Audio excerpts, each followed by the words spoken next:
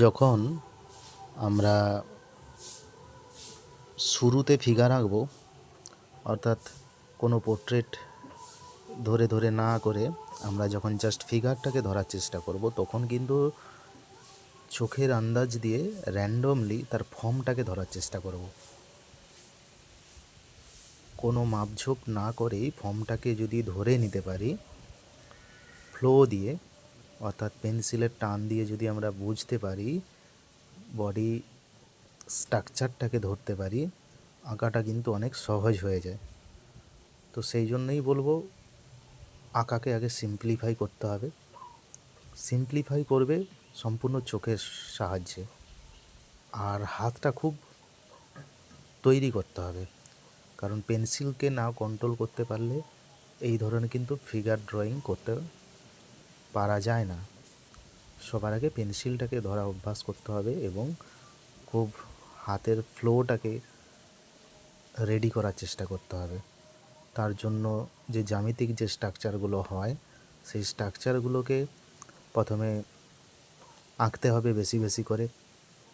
তাতে কি হবে, হাতের আমাদের যে মাসেলগুলো থাকে, মাসেলগুলো পেন্সিলের সাথে ভালো কম্বিনেশন তৈরি করতে পারে,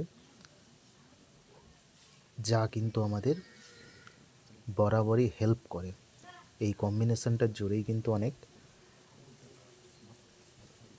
আমাদের আঁকার ক্ষেত্রে সুবিধা হয়, আর এই কম্বিনেশন না থাকলে কিন্তু আঁকা যায় না। তো ফ্রি হ্যান্ড ড্রয়িং এটা কিন্তু একটা খুব গুরুত্বপূর্ণ ব্যাপার, যারা আমরা ভিজুয়াল আর্ট নিয়ে ভাবি, অর্থাৎ বিগিনার্স লেভেল হোক বা অ্যাডভান্স লেভেল হোক, ফ্রি হ্যান্ড ড্রয়িং কিন্তু একটা আলাদা মাত্রা এনে দেয় আঁকার মধ্যে। তো স্টুডেন্টদের ক্ষেত্রে এই কথাটাই বলবো বারবার, ফ্রি হ্যান্ড ড্রয়িং রীতিমতো প্র্যাকটিস করো, তবে কিন্তু ফিগারকে একটা আয়ত্তে নিয়ে আসা যায়।